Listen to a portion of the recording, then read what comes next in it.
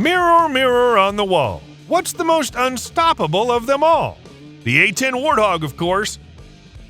Here it is, a beast of an aircraft that remains flying with its wing, tail, engine, and elevator all shot up. The aircraft simply cannot be shot down. So when war comes that the U.S. or an ally needs to win, the A-10 almost certainly gets involved. The recent war may be no different, as the U.S. just shipped out an army of Warthogs into the Middle East region. A-10s in the Middle East. Within hours of the new war with Israel, USS Gerald Ford, the largest aircraft carrier on the planet, and its armada of bodyguard ships were deployed to the Middle East region. Days later, USS Eisenhower, another massive carrier, followed suit.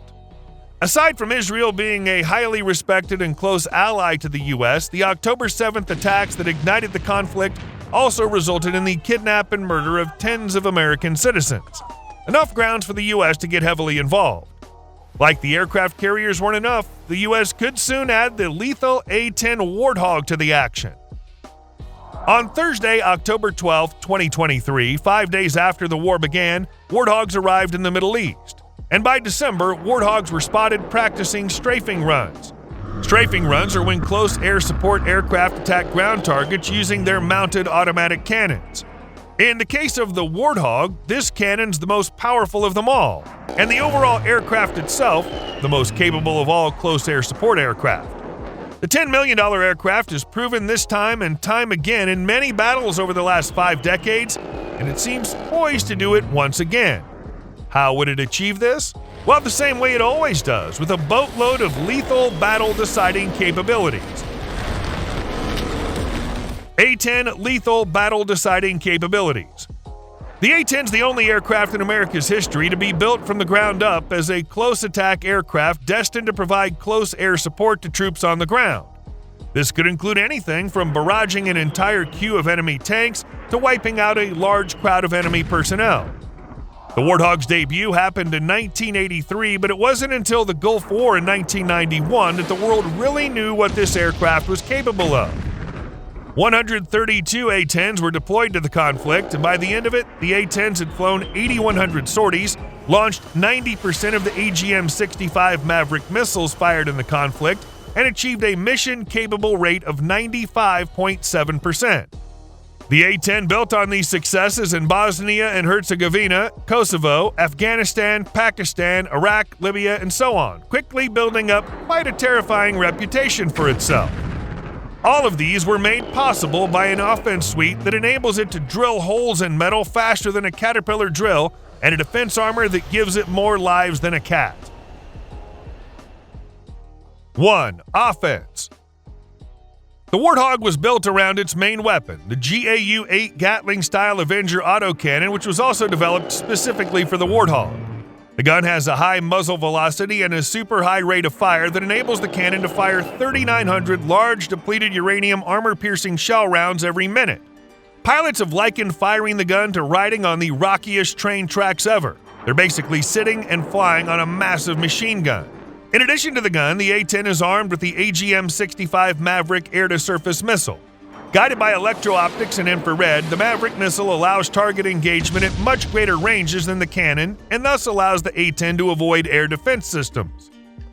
Then, in addition to these, the A-10 wields cluster bombs, Hydra 70 rockets, GPS and laser-guided bombs such as the GBU-39 small-diameter bomb, Paveway series bombs, joint direct attack munitions, wind-corrected munitions dispenser, AGM-154 Joint Standoff Weapon Glide Bombs, and AIM-9 Sidewinder air-to-air missiles.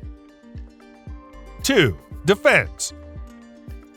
The A-10 backs its impressive offense with a shield of defense. After all, flying so low to strike ground targets is sure to attract fire from anyone and anything that's got a weapon.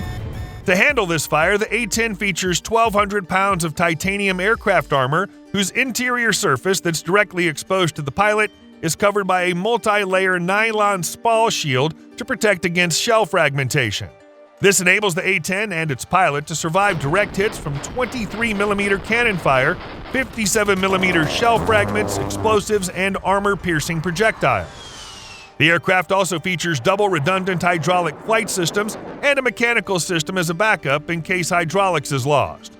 The result is an A-10 that remains flying even with half of all its parts shot off. But that's not all. The A-10 is well on its way to being a timeless bird. Since the aircraft entered service, decades of technology advancements have surfaced.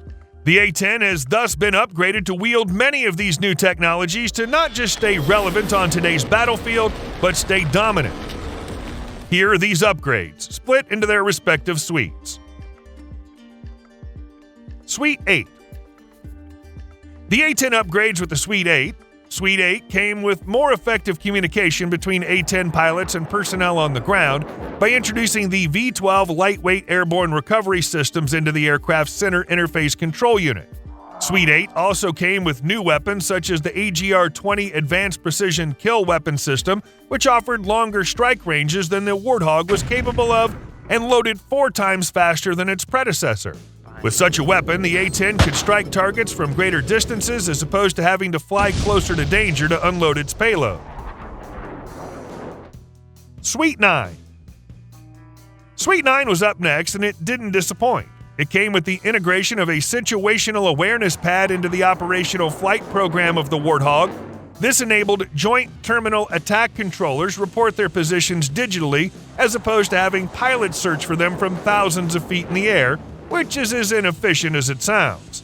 The Suite 9 also gave the Warthog the ability to engage up to 6 targets at the same time using a variety of precision-guided weapons whose precision was also enhanced by the Suite 9's hybrid optical-based internal tracker helmets by providing more accurate aircraft responses to the pilot's head movements. Suite 10. Suite 10 enabled the Warthog take part in the smart bomb technology craze. It came with the full integration of the laser-guided AGR-20 Advanced Precision Kill Weapon Systems, GBU-31 JDAM guidance kits to convert dull bombs into SAT-passing smart bombs, and then also came with multiple small-diameter bombs. The latter came with advanced multi-target engagement capability, saw the Warthog able to take out 18 different targets all at once. It'd do so with respectable accuracy too, thanks to the Suite 10 synthetic aperture radar pod. The Suite 10 timeline saw Boeing contracted to build over 100 new wings for the Warthog fleet, a contract that cost a hefty $1.1 billion. To top it all off, Suite 10 came with a data link that shares threat information at lightning speeds between A-10s, resulting in top-tier spatial, battlefield, and situational awareness, all important ingredients to survive on today's battlefield. Suite 11.